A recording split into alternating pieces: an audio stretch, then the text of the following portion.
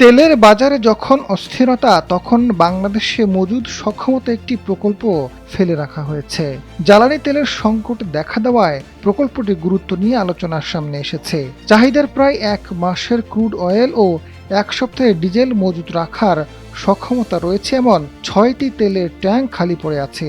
কক্সবাজারের মহেশখালীতে ৮,০০০ কোটি টাকা খরচে নির্মিত বিশাল অবকাঠামো অনেকদিন ধরে ফেলে রাখা হয়েছে।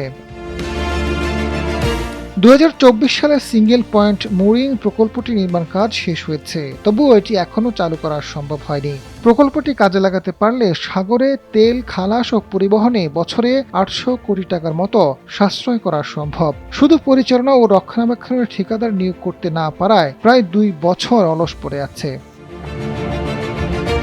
বিদেশ থেকে আমদানি করা জ্বালানি তেল সরাসরি খালাস করতে বঙ্গোপসাগরে ভাসমান বয়া পরিবহনের জন্য ২২০ কিলোমিটার পাইপলাইন ও ২ লাখ টন তেলের মজুদ রাখার স্টোরেজ ট্যাঙ্ক নির্মাণ করা হয়েছে। ৬টি স্টোরেজ ট্যাঙ্কে ২ লাখ টন তেলের মজুদ সক্ষমতা রয়েছে।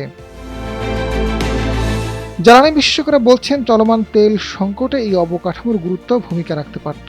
পাইপলাইনে তেল খালাস করতে পারলে বর্তমান তেল সংকটে অর্থ এবং সময়ের অপচয় হতো না। একই সঙ্গে তেলের মজুদ সক্ষমতা কাজে লাগাতে পারলে সংকটকালে বাড়তি সুবিধা পাওয়া যেত। জ্বালানি বিশেষজ্ঞ ডক্টর মোহাম্মদ জানান, অগ্রাধিকার দিয়ে এসপিএম চালুর পদক্ষেপ নিয়ে এই বিলম্ব এড়ানো যেত।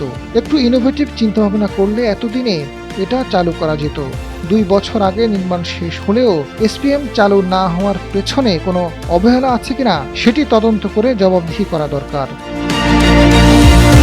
সরকারের জ্বালানি বিভাগ বলছে, দ্রুত এ প্রকল্প চালুর ব্যাপারে সরকার আন্তরিক এবং দরপত্র মূল্যায়ন শেষে যত দ্রুত সম্ভব এটি চালু হবে।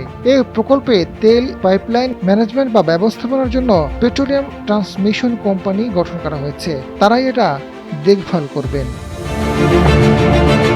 আজাদ ফারুক, সময়ের আলো।